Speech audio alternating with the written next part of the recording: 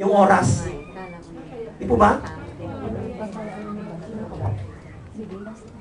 Tapos in verse 14, and this gospel of the kingdom will be preached in the word as testimony to all nations, and the end will come. Marami na po nangyayari, meron na i-preach na po ang word of God. Ang gospel ni Jesus Christ sa buong mundo. Ang lalaking mga gospel. Maging sa Kenya, India, wala na yatang sulok ngayon ng mundo na hindi po na ipapangaral.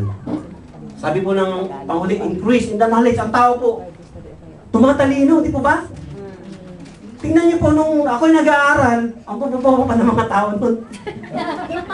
Kasi andun pa ako sa panahon na yun. Ano? Pero ngayon, iba na po mga kapatid, ang tatalino na. Yung mga bata ngayon, ang tatalino na. Sa computer na lang, ano? Yung dewa natin, yung dewa na nabutan ko, nilalagay pa sa likod eh. Kita yun, di ba? Pero ngayon, ang liit na. Tingnan niyo katutalino ng mga tao ngayon. Parang bag. Oo. Yung computer, dati yung sa Mac, meron manipis. Ngayon, meron roll top na ba yun? Nilulukot na lang. Ano? Oh. Roll lang, roll top. Dati laptop, ngayon roll top. Nakalukot na lang gano'n, parang ano, pwedeng hawakan na gano'n. Tingnan yung katalino ng tao ngayon. Lahat ito mga kapatid, signs na ito na talagang malapit ng darating ang Panginoon.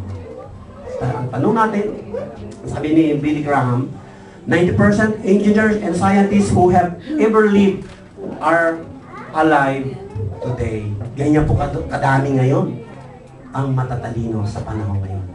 Sabi ni Billy Graham. Amen? So, kung gusto niyo pong aware po tayo sa pagbabalik ng Panginoon at hindi po tayo malinlang, ano po yung dalawang sinabi natin kanina? Kung nakikinig po tayo,